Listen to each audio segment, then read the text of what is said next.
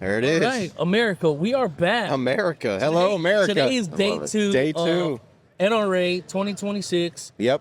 Houston. H-Town. H-Town. Beautiful town of Houston, where everything goes down. And today we have an amazing guest. We actually met, was it last year at the marketing? Yeah, the NSSF leadership conference. Yep. Mike, I would introduce you, but I think the work you're doing is impactful, and I don't have enough words to sum up what you do. No, dude, I appreciate Introduce that, man. yourself. Thank you. It's good to see you guys. Good to see you, man. So I run Walk the Talk America. I started in 2018. Basically, what we do is look for innovative ways to get gun owners help, but also educate the masses about 2A culture. So there's a little bit of, advocacy work. Right. There's a little bit of, getting people help when they're in crisis work.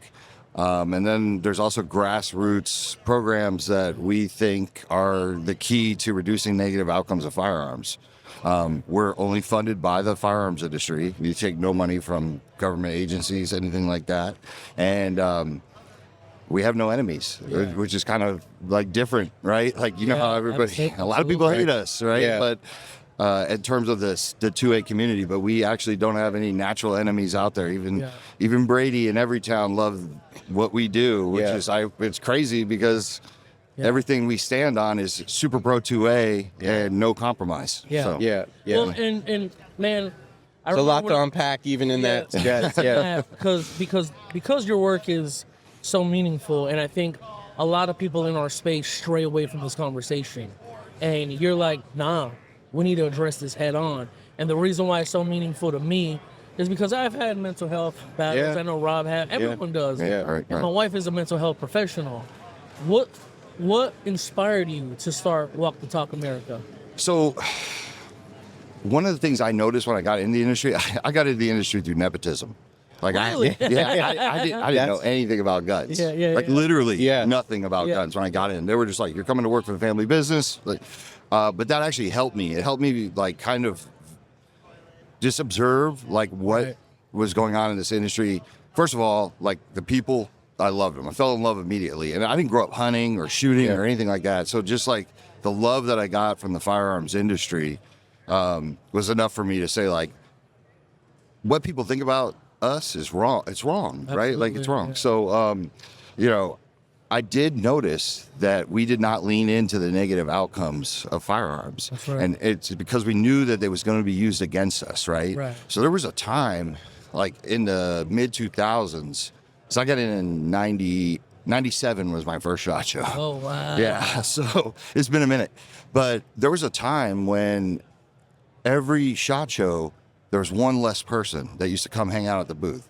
So I noticed that suicide was a huge issue. Yeah. And then in 2009, one of my best friends, who was the president of my gun company, took his own life with one of our firearms. So we bury him and just kept it moving, right? And his funeral was like a who's who. Like there was no articles written about it, And I noticed that would happen a lot. Right? So it's something that stuck in my mind. But in 2018, I was having a random dinner with a stranger who was like, gun neutral. She knew gun ignorant. She didn't know anything, but she's asking me because there was some mass shooting that happened. She's like, "What happens when a mass shooting happens?" I said, "Everybody blames us. We blame mental health, and nothing ever gets done." And she's like, "Well, why does nothing ever get done?" We start talking about that, right? I said, "Because we just disagree on what will actually stop these things." And she's like, "Well, what do you like? How do you work with them on the things you can agree upon?" And that's what kind of started Walk Talk America, because I was like, okay, that makes sense to me, right? Like if it saves people's lives, it saves our customers' lives. Yeah. Like let's make it make sense. So Go ahead. No. I just love that you thought to let's have the conversation and bring both sides together. And I love how you got into the industry, because it's always unique to hear everyone's story on what their introduction was to the firearm industry, and fast forward now to what you're doing. And I just I know this probably be a lot to unpack, but what was that initial conversation? Like, what was it? What was the first step to making that a reality? Well, first I had to find out if there was an organization like mine that existed in this. Yeah. And there were some smaller organizations that kind of touched on suicide prevention, but there was nothing that did like everything. I wanted to solve everything. So in the beginning, you know, I was making phone calls to people that I had probably no business getting a hold of. Yeah.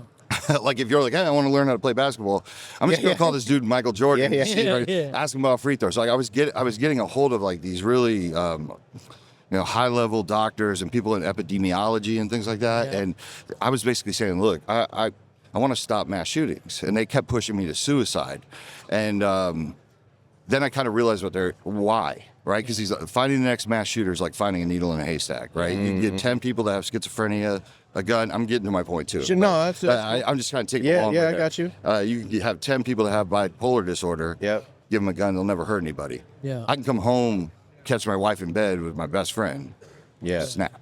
Yeah. Right. No mental health diagnosis ever. Right. Yep. Right. So it's hard to pinpoint future violence. Sure. So it was like taking this message back here was very difficult in the beginning because we're so used to, okay, all mental health and behavioral health is thinly veiled gun control. Yeah. Right. Like the whole narrative is like everything's going to. So it took I had to do. The very first program that I came up with was our free and anonymous mental health screenings. So we have free and anonymous mental health screenings that we put in the boxes of firearms. Like Ruger does it, Arms Corps does it, Bursa does it, right? Like, Let's go. Yeah. no, I it's need to give you. We got him. I can't hear him, but we got him going on. And it's appropriate because our boy is wearing a Wu-Tang. We were gonna get to that as well. For the children.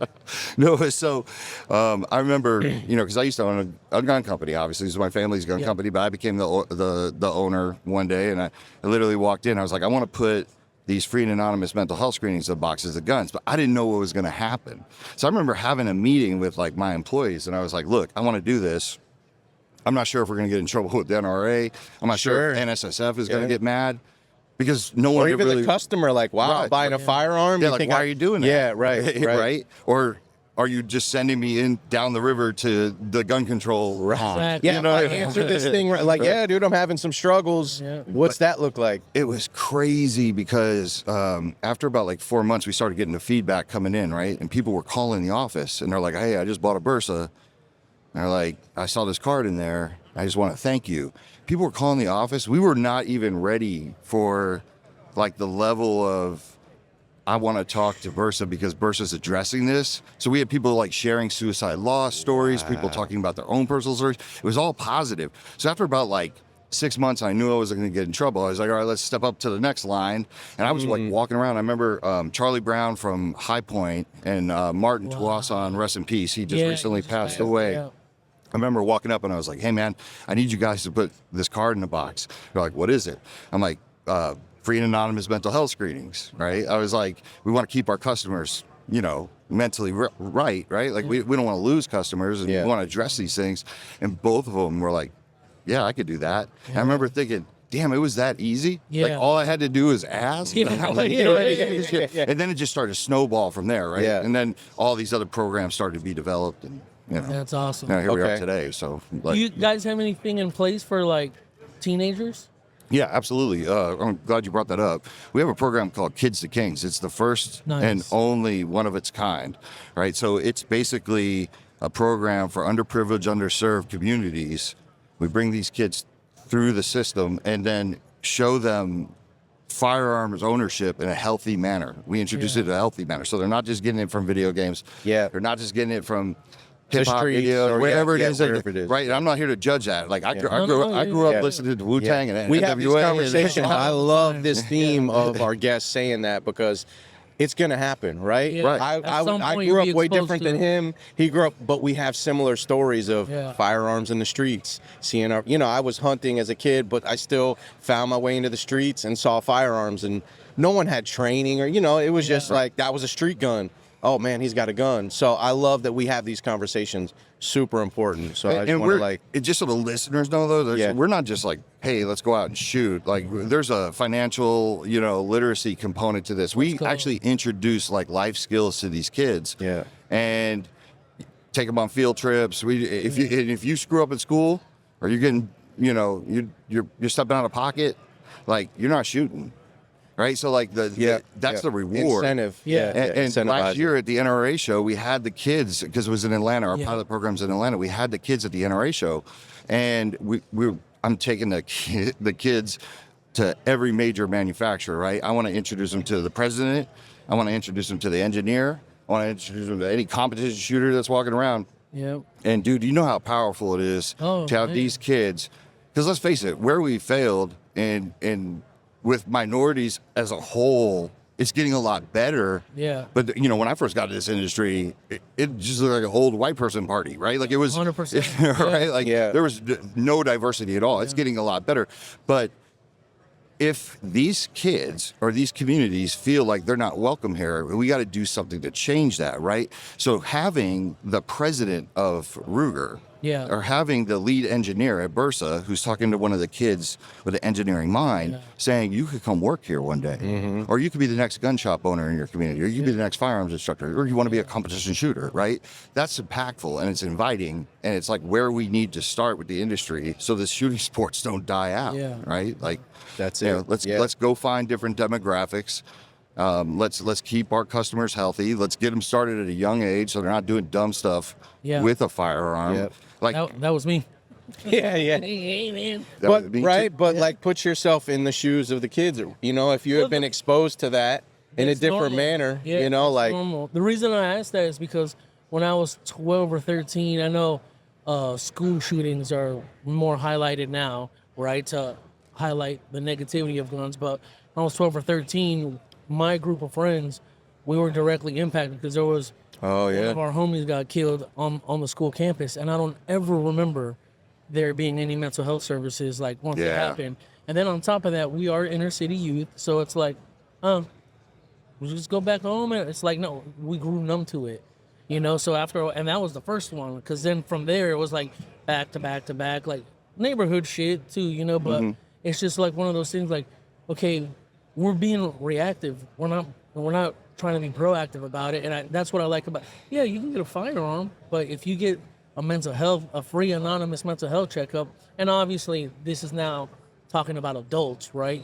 But even at the we do it with the kids though. And see that's what I like. Every time there's a shooting or something that happens, we process it. We talk about it. You know what I mean? So well, I was gonna ask, are you guys like, as far as the outreach like that, what that looks like? Do you guys like actively, if something does happen, are you guys? No, we really run the program. It's all based on volunteer work. All like Kevin Dixie, all those guys, all Devin Perkins, like they all volunteer their time for this. So we have our circle. If parents find us and say, "Hey, I want my kid to come through this system," like we'll take it in. We just don't have the. We need, and one of the cool things is I got University of Buffalo like doing a research study on the program to see its effectiveness, which I've been begging for years, because I'm just like, I want you to see my kids come through. Yeah. But at this time, like, we don't really have outreach for, you know, when something happens. We just discuss it amongst the group. We let the kids process it, whatever lessons they can take from it, you know, like that type of thing. Yeah. So it's a good program, man. And you know, last year it was great because I would walk up the kids to all these booths, and I wouldn't say anything, right? And then here's like white dude with a suit with like 7 or 8 black kids, right? And everybody's like, as soon as they saw them, like the way that they handled the guns, you know something is different. Right? Yeah. And like I remember like somebody saying like, these kids handle the guns better than 90% of the people in here. I'm like, cause everything to do, no muzzle flashing, no, you know, the trigger discipline on point, everything. And I would always joke around because like, what is this? I'm like, these are my children.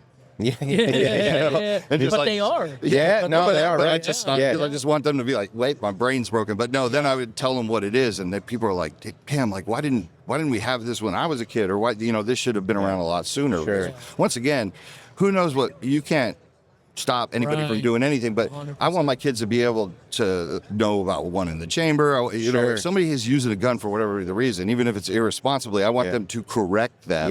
Illegal, if it's illegal. Like I'm not here to judge that. I'm here to make sure that everybody's safe. And nobody catches unnecessary charges and things. You know what that reminds me? Arm them with that knowledge. That went viral of Will Smith. Remember the dude? He just picks it up and he slaps it down, because I think people think of entertainers and celebrities as that's it. That's their monolith. That's all I am as an entertainer. But he actually went. He clearly had some training. Knew he was mishandling. Firearm and corrected him. And it speaks home to me because the first time I ever shot a firearm was a negligent discharge, and I didn't understand one in the chamber. Oh, I blew a hole in the lawn. You know, thank God we were yeah. smart enough to take it out of the house. But, Yeah. you know, we found a gun that wasn't locked up and we brought it outside. Right.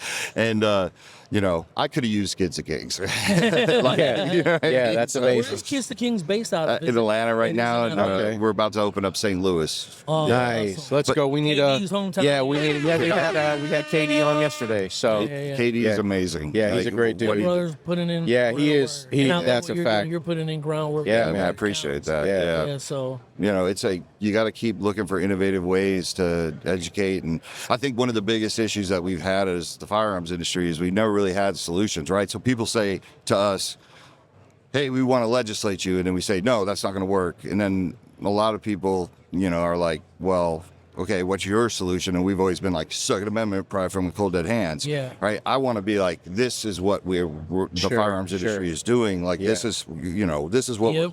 these are what we agree, Right. you think are the best ways to solve these issues. Well, I was going to ask you because you touched on that. You want to? No. We're good. Go ahead. Okay. Because it is a hard line, right? We can't give an inch in a lot of places because Right.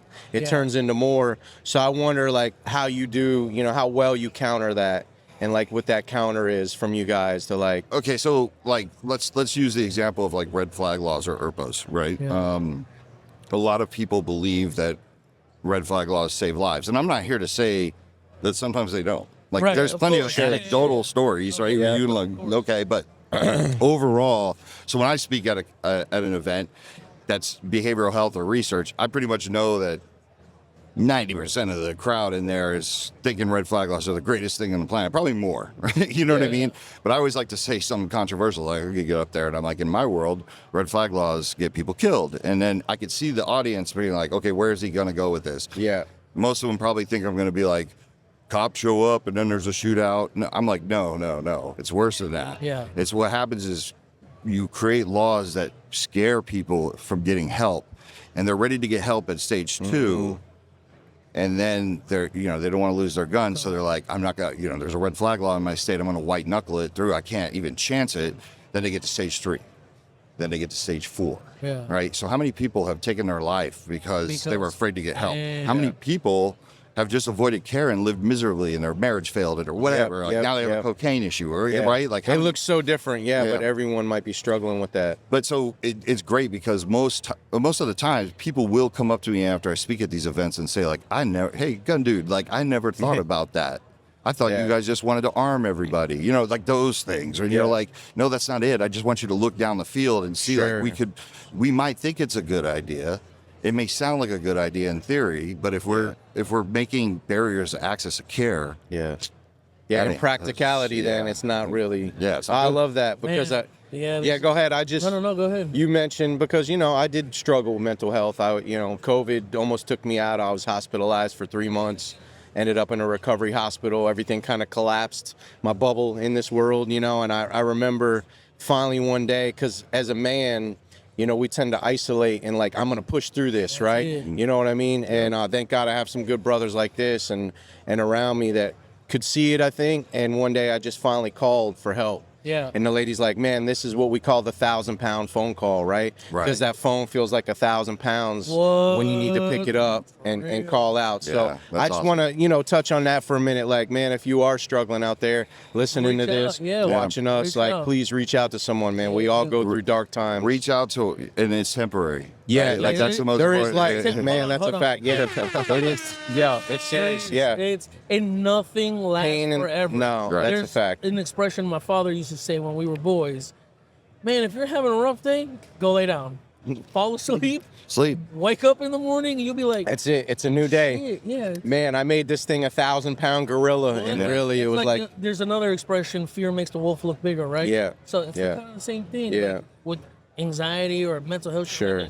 You're stressing. If you're so focused on that one thing, you're just inflating it. Yeah. Yeah. So it takes up all the room in your life. It reminds me of something my grandmother said to me one time. I remember she was like floating in her pool, and I was stressing over something, and it always sticks with me, and I always say it like to people, and she's like, "Don't worry, it'll work out." And I was like, "What do you mean?" And she's like, It may not go the way you want it to, but it'll work out. Yeah, that's it. Shout out to Yeah, them. shout out. Yeah, that's a bar. I was That's just it. like, wow, like she made it so simple. I was like thinking about it, but it's Right. like, yeah, you got to get there, you know. Isn't it awesome how old folks have a lot of wisdom because they've already lived the Yeah. life we're going through? They've had those days, simple. right? It is. Yeah. It really is that Yeah. simple. Just It'll all work out. even if it's not in your favor. That's Yeah. it. It all It'll- pain and suffering are temporary. Yeah, you have to figure out a way to center yourself and see. And like shooting makes people happy, right? Yes. Like lead therapy, Yeah. like that's Yeah. a real thing. Yeah, right? it is. However it is you center yourself, you got to find that when you're there and understand that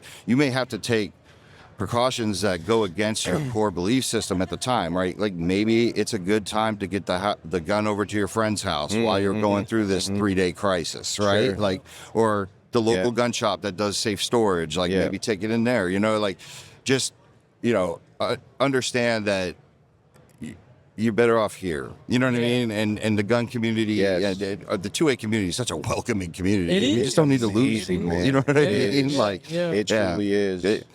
so it's gotten a lot easier. Like circling back to what you're saying, Sure. like 2018 to now. Yeah. I feel like there's been a nice culture shift, Yeah. you know, and I think in the beginning people were kind of looking at me like, okay, what is he doing? And now they're starting to get it. Like, and I want to be able to give gun owners the opportunity to stand on their belief system without compromising anything, but also be able to be involved with the conversation of suicide prevention and mental health. Yeah. Yeah. So- That's cool. But- Man, yeah, we need. So let's switch spaces a little bit. Well, where you going? Where you going? Where you going? Well, I want to. Where are we going? Man's tie. Of course, we're gonna talk some music. We gotta talk some music. But what? You got another question? No. I just want to make sure. I think we hit most of the talking points because I think that's super important. I just want to make sure. I know we'll wrap up at the end. I want to make sure people know how to like get in contact with you and if Absolutely. there's any. You know what I mean? We'll We'll do touch it, on yeah, that. Yeah, we'll touch on that because yeah. I know you said volunteers, and I'd love to like get people involved in this and get in Yeah, I contact with appreciate you. But switching gears real quick. Man, where do we start with Wu-Tang? With the Wu-Tang question? First, let's start with the top 5. Who's your top 5 artists of all time? Of all time. Any genre. Oh Yeah. my God. Dead or alive, doesn't matter.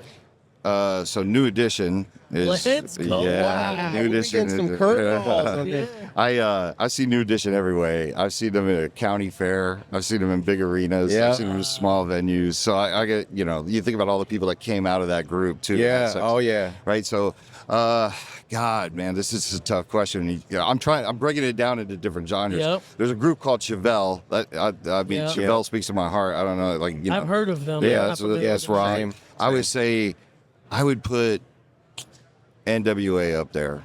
That Wow. was so much, you know, my childhood. Of Yeah. Growing up That was listening like to a them. bomb that went off. Yeah. It was crazy. It just changed music, you know, and people were afraid and like, Yeah. you know, Oh, it's yeah, kinda like, yeah. wow. What is this? Yeah, Yeah. I told you I have my boys in the hood memory of like hearing that song for the first time. Yeah. Hey, Mom. Seared in my memory, like What'd you what tell is your he? mom? Yeah, hey, I want to go buy some rap music, Mom. She's like, come on, Bob. I'm gonna get to the last two. I've been Yeah. thinking about this, but I always tell this funny story. So my daughters are 18 and 20, Yep. and one of my daughters, huge hip hop.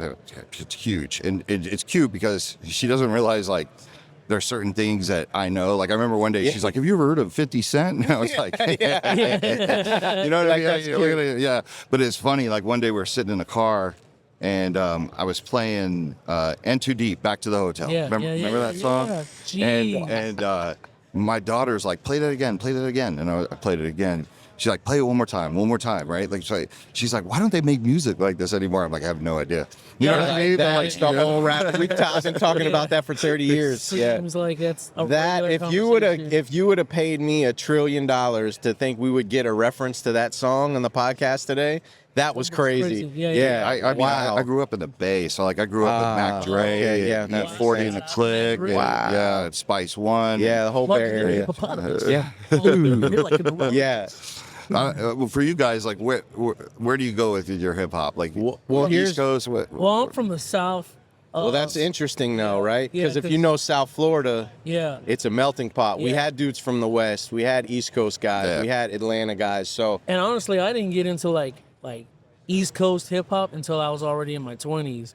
Because it's so culturally. Yeah. We have our own. Well, regional it was That's also why we a argue. little irritating Yeah. about like the way the East Coast treated everybody else, Yeah, right? It's yeah, like, oh, yeah, that's yeah. garbage. Oh, there was a huge bias for sure, but Growing up, like I listened to everything. So I grew up listening to like Ghetto Boys, Yeah. College Boys, like all these groups from Texas, and then thinking of like Florida, I grew up listening to Poison Clan, Two Live Crew. let's get going for that. Shout out JT Money, man. Come on. Shout out our boy Raylo. Shout out Raylo. Raylo. Yeah. Raylo's our homie.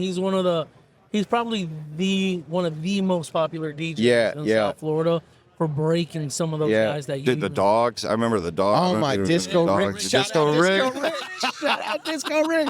Yo, I have a funny story with that. I sent my boy with a bunch of music. He was moving to Washington State, and one of his homies out there that he met, he said, Disco Rick and the Dogs? He's like, who is that? And his name is Richard. Yeah. So he's now Disco Rick in Washington State. That's awesome. But it was cool because we got so many influences in South Florida. I had friends from New York, from Philly, from Atlanta, and so it was cool because we had like the fast Miami-based booty music, also JT Money and the Poison Clan, but I also was bumping New York mixtapes. This wasn't like, this is pre-internet. You don't just, dudes in New York had stuff like years, it felt like sometimes before we didn't sell. They'd come down with dubs, a Hot 97, and we're like, what is this? This is crazy. My brother had a homie who would go to New York all the time for mixtapes.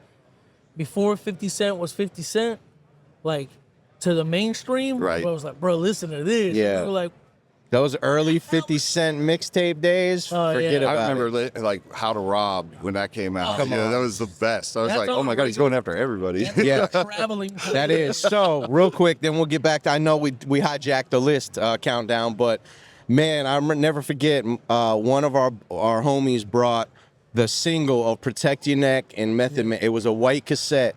Yo, we played that until there was no even right. You couldn't tell what it was. Just a white cassette at the end. And I think it just finally popped, and we're like, we can't wait to get this album. And then it was a wrap. I have a Wu-Tang tattoo on my leg. Yeah, I mean, they've done a hell of a job too. They still tour. I mean, they come through Vegas all the time. They'll always have a cult. There is no liking Wu-Tang. Remember You either the meme the other day, and says, if a white guy's married to a black woman, he's got a Wu-Tang. He's got a Wu-Tang tattoo. He's got a Wu-Tang. I was like, accurate. Yeah. Accurate, yeah.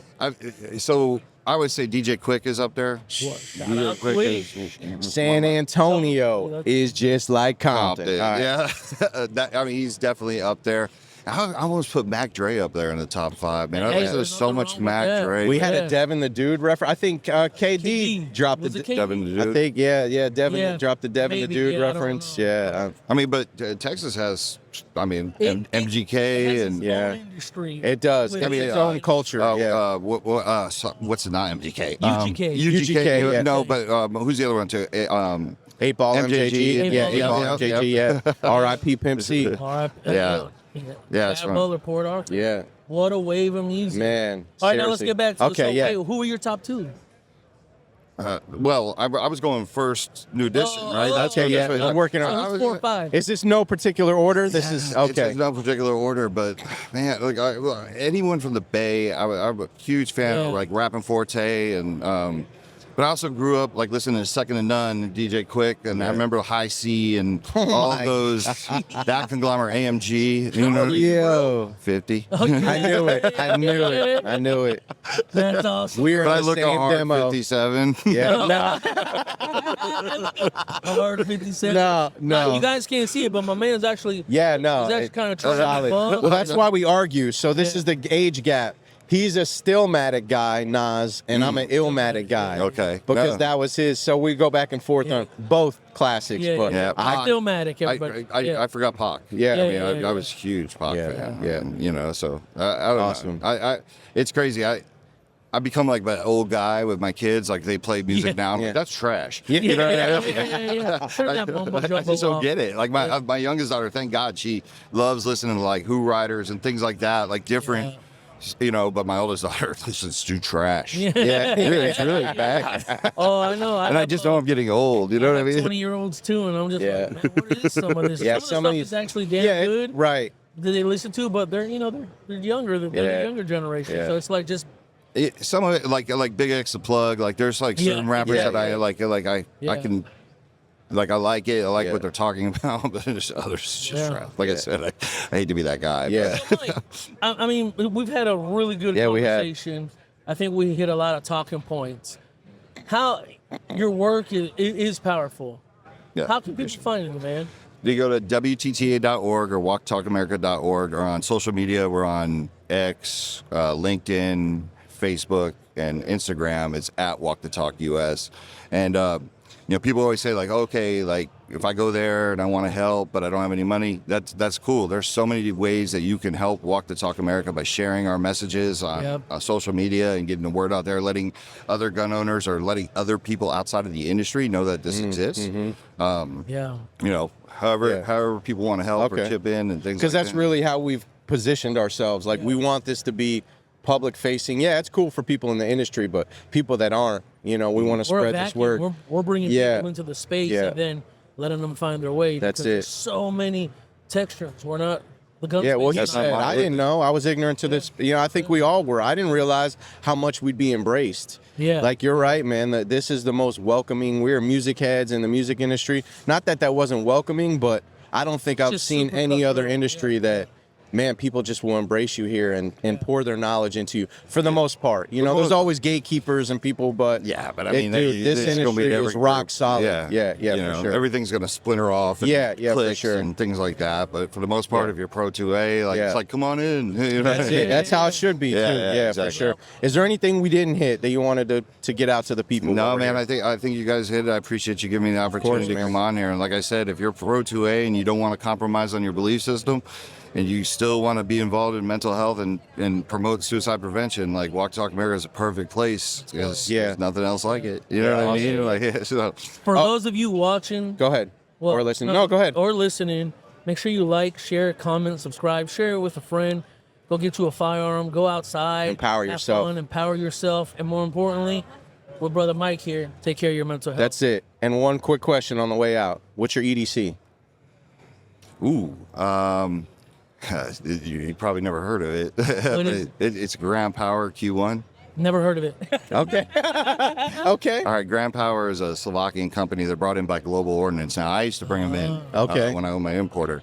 So, like, any Bursa, I love Bursa. Bursa is such a quality gun. Now that I'm out, I can, speak freely about certain things. But Grand Power is such a good gun. The way it's built, the way it's made, it has a rotating barrel. That works. It's really unique. They have a Strybog. That's what they're known for. The Strybog. Okay. But like that would be the one I'm going with every day. So Mike, thanks for being on the show. Thank you for having me. You were awesome. I love that this took a turn too. We got to talk about some music. Yeah, that's it. Had to. You rolled up with the Wu-Tang tie, and we're like, oh yeah, we're talking music. Yeah. All right, everybody. Yes, Till sir. the next episode, America. Let's go.